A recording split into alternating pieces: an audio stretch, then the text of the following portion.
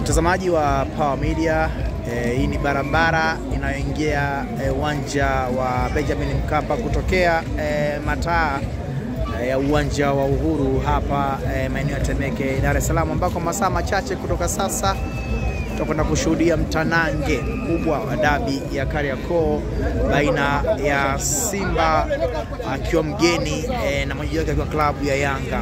Unaweza kutazama mpaka dakika hii majira ya mchana, mazingira ni meupe, uwanja ni mtupu kabisa, unaweza kusema hivyo.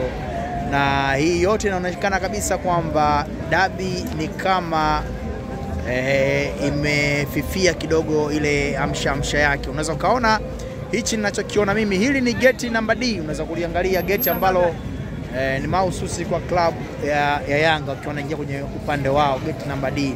Lakini unaweza kuona watu ni wachache, mashabiki wa Yanga wanaonekana. Mashabiki wa Simba ni kama wamesusa ama wamegoma kwenye huu mchezo. Tazama mtazamaji, watu wa usalama ni wengi kuliko mashabiki wa klabu ya Simba. Yani askari na maskauti wanaolinda na kuhakikisha usalama unapatikana ni wako wachache. Vyombo vya usalama watu ni wengi kuliko mashabiki wa klabu ya Simba. Mashabiki wa Yanga ndio wanaonekana wachache nao pia kiwepo, lakini muda bado. Lakini hii inawezekana kani dabi ambayo inaweka rekodi ya kuwa dabi iliyo baridi zaidi katika historia ya dabi kwa miaka hii karibuni.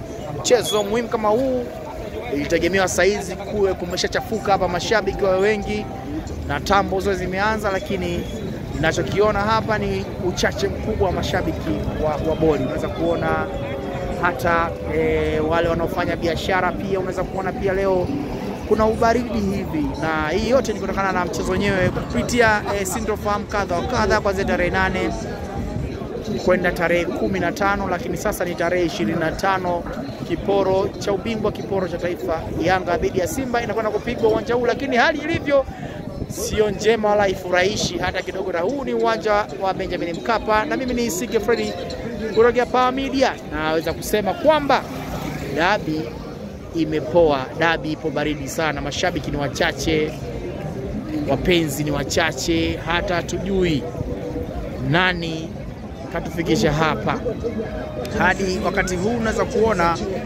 hivi, lakini taarifa ya klabu ya Simba inasema kwamba kupitia ukurasa wa Instagram wameposti kuwa last match, kwamba mchezo wa mwisho Simba watacheza leo baada ya sintofahamu jana kutokea kwenye mkutano wa waandishi wa habari wa bodi ya ligi na pia kwenye pre-match meeting na mazoezi. Ciao.